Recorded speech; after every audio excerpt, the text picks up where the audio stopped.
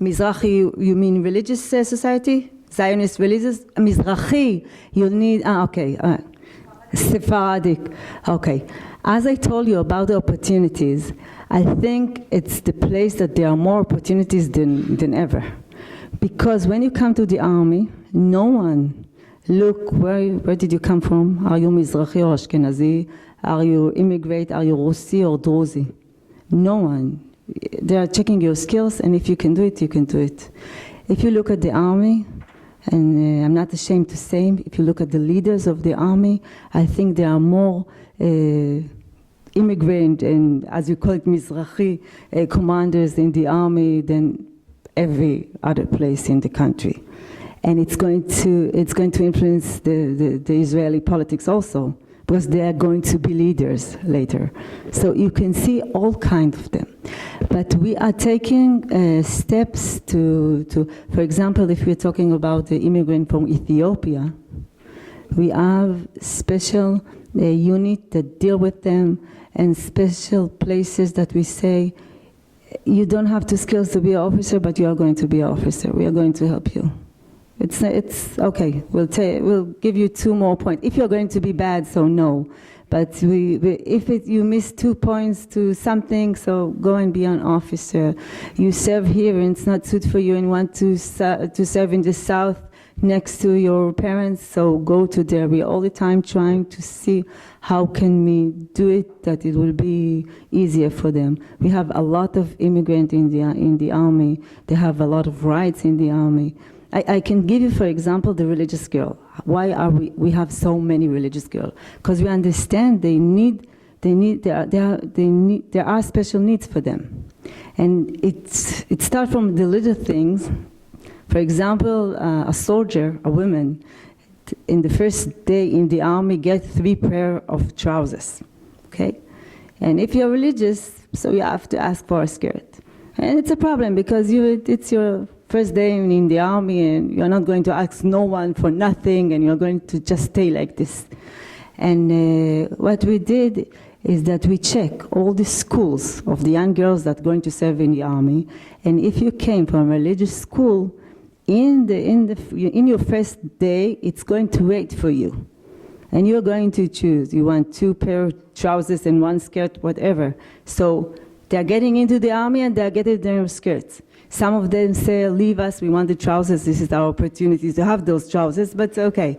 But they're getting it. If you see, this is part of being patient with them. For example, in any course that there are religious girls, there's a time for praying in the morning.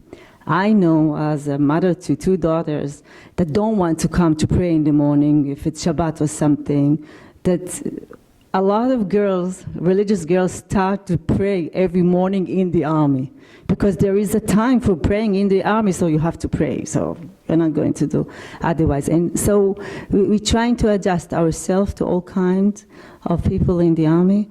For example, the Haredim, the ultra-Orthodox, that we want them also to be in the army, and we're trying to do our best and to see how can we have them in the army, because for years we talk about the IDF as the army of the people. And if it's the army of the people, we should accept everyone and make the opportunity for him to serve in his best way. There are very strict rules about what's happening between men and women in the army. And for ages we have this rule, talk about when men lives and where women lives, and there's no entrance for men in the living room of the women, etc. This is the obvious. There are very, very strict rules about relationship between commander and a soldier and a soldier when we talk about the same unit. When we talk about the same unit, it's not allowed. And there are 2 options. One is to break it off, and the other one, if you want to be nicer, and the other one that one of them should leave the unit. There are no relationship between soldiers in the same unit. It's not allowed, and I'll tell you why. And we are not against romance. If you know, most of the big romance in Israel, most of the couples came from the army because this is the largest place to meet other people on your age.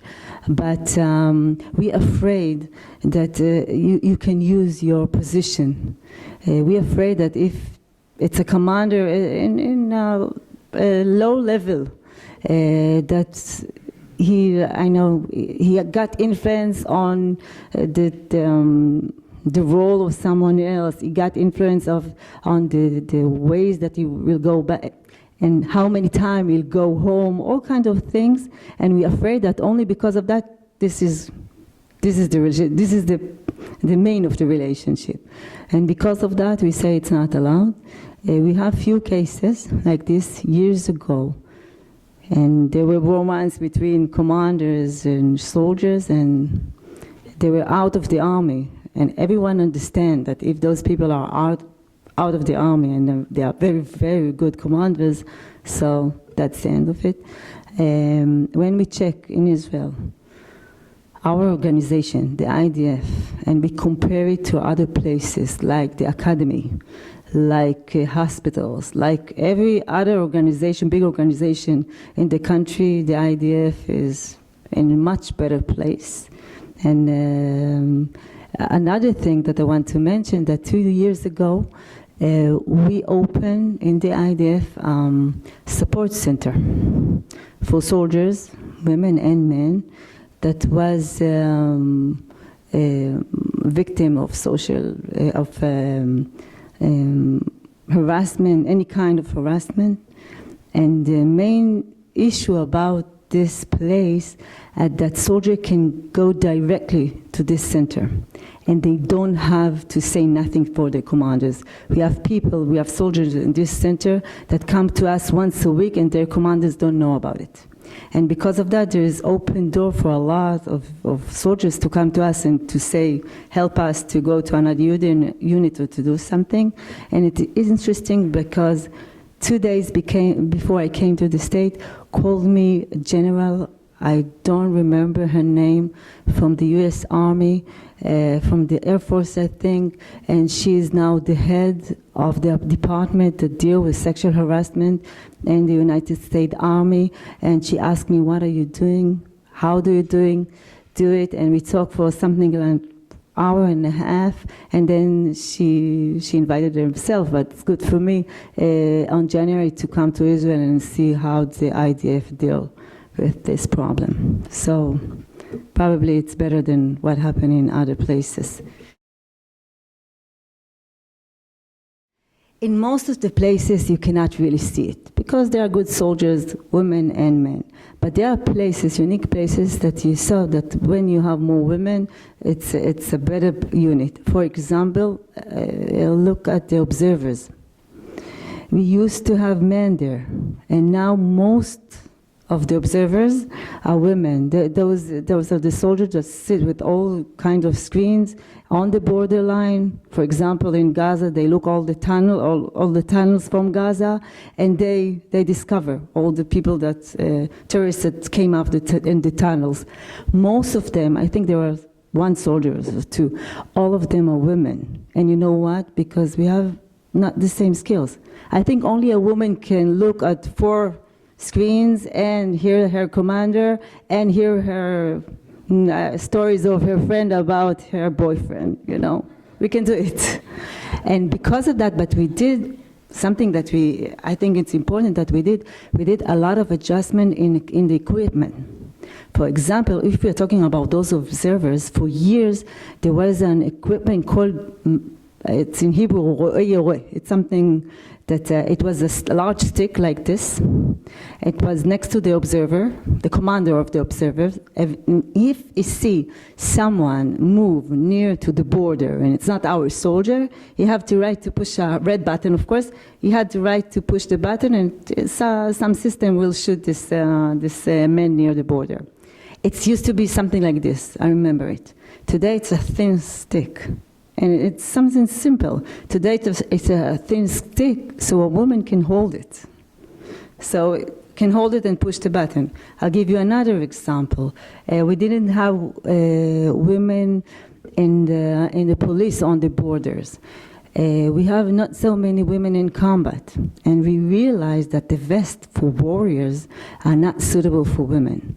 They cannot run with this vest. It's very long, and it's not for women. So we have today special vest for women.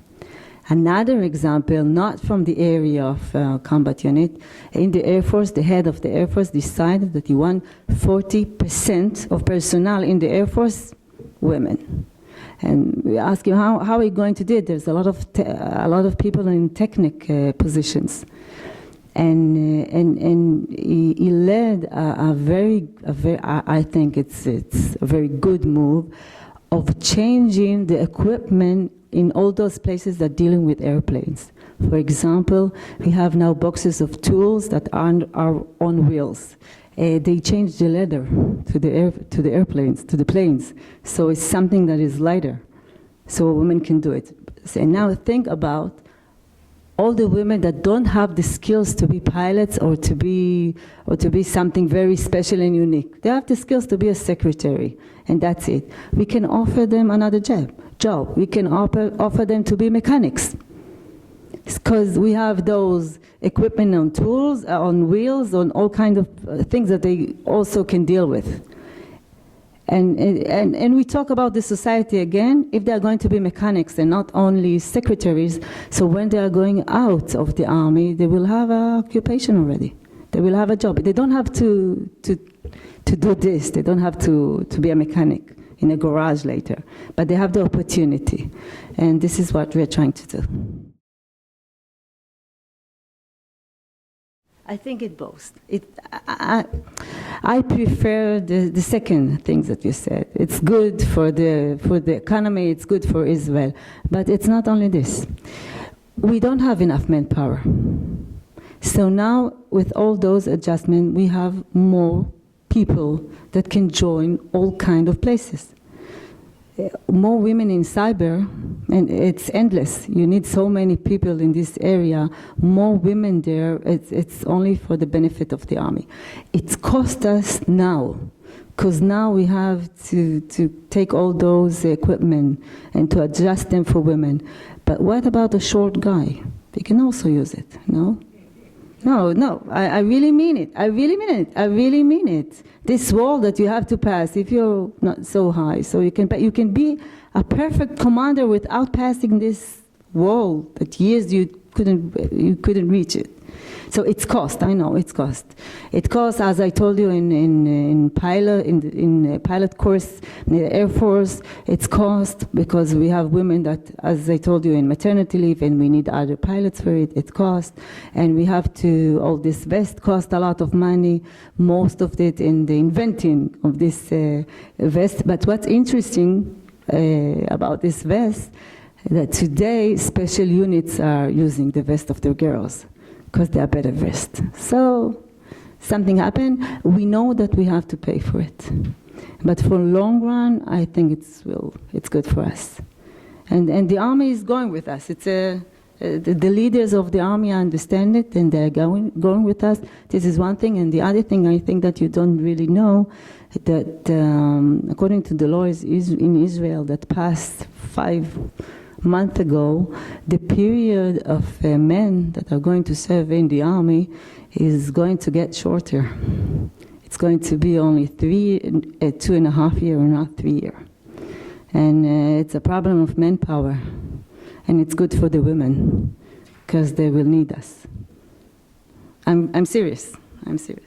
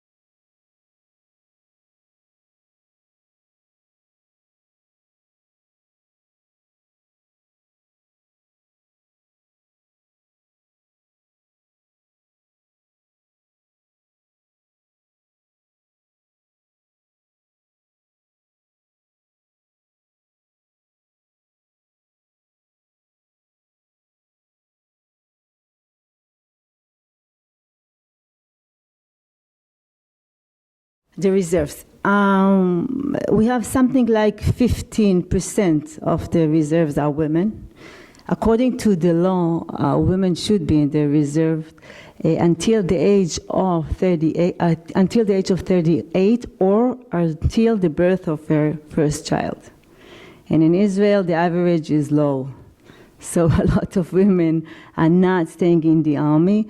But there is another rule that said that if you are in a special profession, like doctors, you have to stay in the army till the age of 38. So, but I can tell you about protective age. We have more women than we need, because there were so many women that came to the army and said, we want to go back to our professions. We have women with kids, mothers that came back to service during the operation. There is enough women. The issue is that during the operation, most of the people that you need from the reserve are people that can fight, people in combat unit. And as I told you before, in combat unit there are only 3 or 4% of women, so most of them cannot be in the reserve. But we have them in technology, we have them in Iron Dome, there are women. No, she's right. It's called Caracal. It's something like cougar, but not bad like this. Okay, I tell you. There are women that volunteer, as I told you before, to be a warrior, to be a soldier in a combat unit. For women, you have to volunteer. And by law, the service of women in the military is only for 2 years, and for the men it's 3 years. It's going to be 2.5 years. It's 3 years. But for women that want to join one of the combat units, they have to volunteer to serve 3 years. So we start with women that really want to be in those places. And there's a lot of unique places like Caracal, as you told us, and it's a mixed combat unit that sits on the border of Gaza and Egypt. And it's a good one, it's a very good one. No, this is something else. The one that hide in the sands, no, they are in the intelligence, combat unit of the intelligence, and it's another special unit because in this unit there are only girls, only women. It's a special unit of women that they're doing a job, as you say, they're hiding somewhere and they're picking intelligence, and they are not the only one. We have, as I told you, women in artillery, in all kinds of places, and because of the success of that this unit was so successful, we have another unit that we opened this August on the border with Jordan, mixed unit also, infantry, and they are going to be a very good unit. There's a lot of fights between the commanders who is going to get this unit, so this is good for me. I like those fights, it's good. Because it used to be fights about who is not going to get these units, but now it's something else. We talk about, there is a difference, I don't know if everyone knows here, between religious people in Israel. There are all kinds. There are the Orthodox, like me, from religious community, a Zionist religious community. We serve in the army, the guys for sure. The girls are going to the army or to some kind of civil service. And there are the Haredim, the ultra-Orthodox. If we talk about history, Ben Gurion, when he decided about mandatory service for men and women, said that something like 400 Haredim, ultra-Orthodox, can have the opportunity not to serve in the army. It's not only them. It's like we have each year 100 elites from sportsmen, we have musicians, we have people from the academy that are not serving in the army each year. But what happened during the years that most of them are not serving in the army, it's not only 400. We want them in the army, but we understand it's not easy. Because if we talk about the Orthodox people, the Zionist Orthodox people, their environment is a mixed environment. They are going to the academy, they are going to all kinds of places that there are men and women.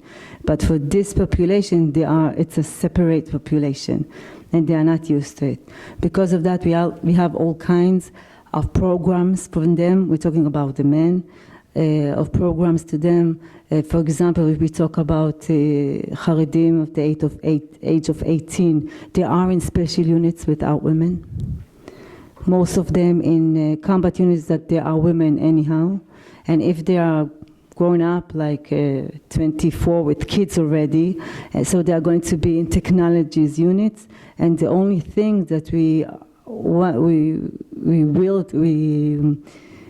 doing for them is that their direct commander is not going to be a woman. But if we're talking about technology, so their direct commander will not be a woman, but the head of the project or something can be a woman. When we talk about women, according to the law of Israel, you can either say that you are religious and not come to the army, or get pregnant. So if you're getting pregnant or getting married, you are not going to join the army. Most of the ultra-Orthodox women at the age of 18 are getting pregnant, not because they want not to serve in the army, from other reasons. So it's not from the army, but we have now a group of young women from a very ultra-Orthodox community that are going to join the army, something like 30 women. It's a new project with them, and we told them that they are going to be in an environment, only technology environment, not warrior or something, and they don't have to carry weapon, and they have all kind of rules that it's going to make it easy for them.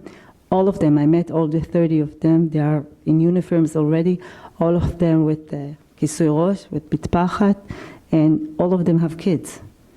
And they came back to the army as a place with, occupation. You can do something, and most of them learn already in academy, all kind of occupation dealing with technology.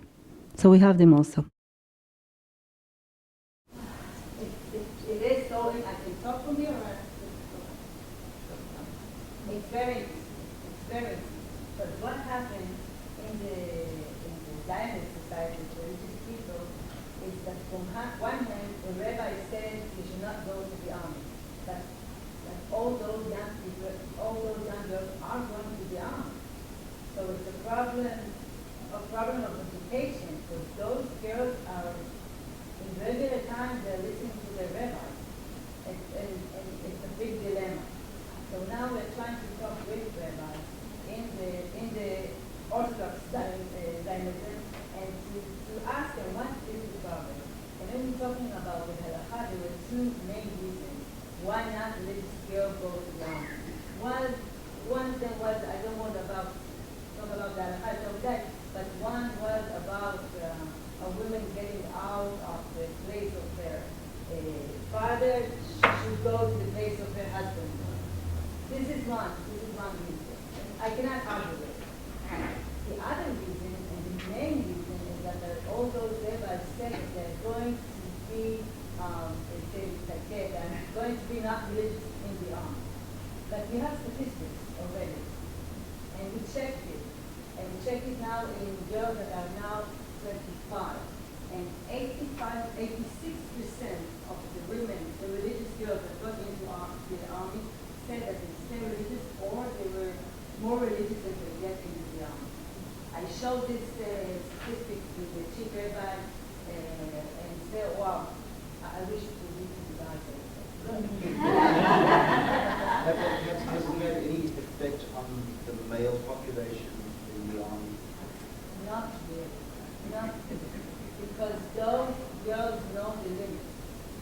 And if in the past, when we talked with rabbis in the army, they said it's a problem that religious women will be in the army because it's not for them. I was 3 weeks ago in a convention of rabbis in the army, and one of them raised his hand and said it's a big problem. Right? What's the big problem? He said they are very religious in because of that, the religious guy wants to be with them. It's a big problem. Say, what's the big problem? Say that getting married too soon. It's not according to our, we wanted it to be in another way. We wanted to finish the army and then meet there. But I think there are two. It's very, very interesting process that's going inside the army and in the religious society. And something happened, something changed for the girls, and I appreciate so much. Because the girls decide their own. And for me, I think this is going to be a real revolution. Because if they're going to decide about this, they're going to decide about all other kinds of things. They can be diagnosed, they can be all kinds of things, and it's going to be a big revolution. And maybe that's it. I don't know. Yes. Yes. But I'll tell you why. But because actually they are volunteering. They can choose. They can choose and not come to the army. But the moment that you choose to come to the army, so you feel that you don't have to do it. You volunteer to do it. They are very good, most of them. For years, most of them were in the education field. But now there are more women in the intelligence and in other places. A lot of religious women in the intelligence. But in the army also, they see the potential. A woman that can learn from morning to evening, learn the Gemara, learn the Halacha, she can sit and do all the intelligence stuff also. So they are good ones. Yeah, I have to finish? Oh, no. Oh, yes. You began your comments by referencing Startup Nation and how the men who exit the Army benefit from the technology exposure they've got in the Army.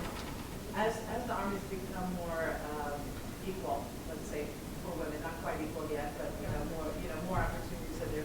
Can you see a measurable impact on women in technology, and most importantly, on women as entrepreneurs, tech entrepreneurs? Because I ran the Global Entrepreneurship Program at the State Department up to about a year and a half ago. I did an 18-month initiative in Israel because one of the things that we found, and working with the Israeli government, was that while there were wonderful women technologists, they were not getting the same opportunities for funding and other things that entrepreneurs need. So I'm just curious if you're starting to see a measurable impact, because I think that there are other embedded. Not yet. But we start to see with the young women. But it's not only us. We understand that the problem of women not getting involved in technology don't start in the army. It starts with areas, ages. The girls are going to play with the dolls, and the boys are going to play with the computers. In the beginning, they're not going to the same places. Then later in high school, they're sending the guys to learn chemistry and physics and math, and they're sending the girls to learn art. My girl, she's very smart. She's smart, and she wants to learn art. And I didn't let her. I was a bad man. I said, mother, and I said, you're not going to learn art. If you want to learn art, go afternoon, go to the museum and learn art. You're not going to learn art in high school.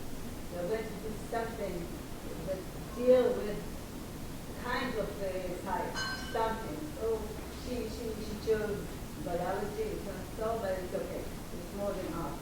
Most of the girls don't choose those places. So it's a problem of education. So what we are doing is fresh, it's new. What we are doing, we have a program with the Ministry of Science and Ministry of Education, a program that we are studying together with the girls at the age of something like 13, 14. The problem is that we as an army cannot go to the school with uniform and say, okay, come to us. We have to do something else. So we developed groups of the young officers in the army dealing with technology. And they are going to the school without rules, or they know that they are officers. And they are going to the school and they are talking with the girls about opportunities of technology, of what's going later. And we have also a group of elder officers in higher rank that talk with the parents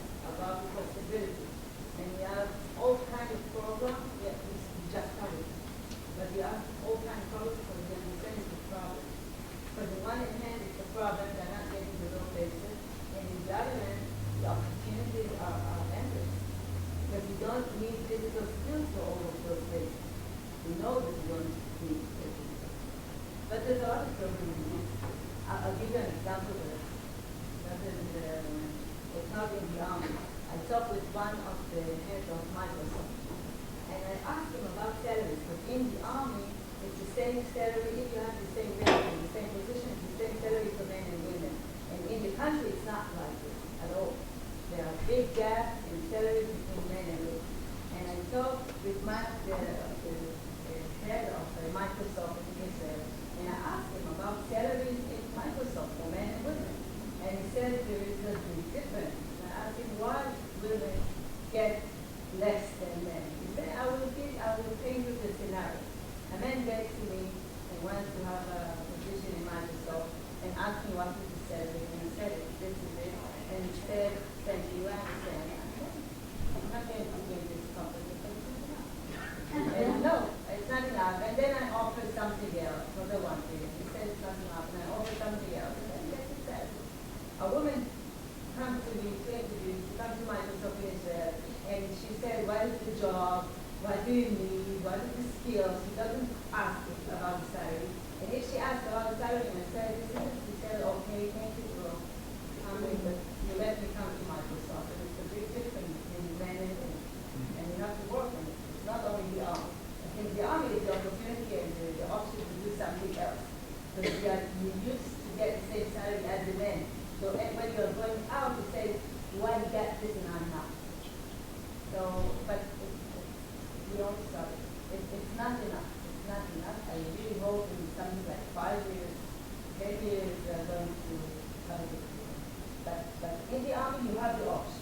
It's open. Yes. Does being in the army as a woman give them the skills to be more assertive to men? I think yes. I think you have the option. Yes. I said it in the beginning. The army has a task. They have to win the war, not equal opportunity. I said it all the time. I think it's it's loud and clear, okay? If a woman cannot do this task, she's not going to be there. If there is a mission to a unit, a combat unit, that women cannot do, so they are not going to be there. We're talking about adjustment in combat unit for women so that they can do the task. For example, to be in artillery, it's not a problem for women. As I told you, to be a commander of a missile ship, it's not a problem for women. To be in special forces, it's a big problem. It is, I know. And we're not just saying, no, we want women everywhere. I'm not a feminist, or maybe I am, but this is not the main issue. This is not the main issue. We are not going to harm those special units. But I resent and I'm against all kinds of people that said they cannot be together because it's going to harm the united of the soldiers in the unit, all kind. This is not a good reason. A good reason is that if a woman cannot do the task, so she's not going to be there. And I think it's answer your question. We have communications with other forces around the world, but most of them are coming to us to learn how to do it. The US, after the decision of Hagel, I think, that women will be in combat unit, they sent someone for us to learn how to do it. So we are not looking at other places. We are checking ourselves all the time. We have our method, we have our theory. We are not going to change it. And if we are going to change it, we are going to check ourselves, not other armies. We want to learn from them, but we really now, there's not so many women in those places that you can check and say it's a good or bad. Notice that in the US, there are women in combat units, but not in combat roles, really. It started only now. We have it in the Israeli army, not there. Excellent. Rachel, or Tata-Aluf Rachel. First, I have a few things to say. First of all, I want to thank you so much. It's really a pleasure to listen to you.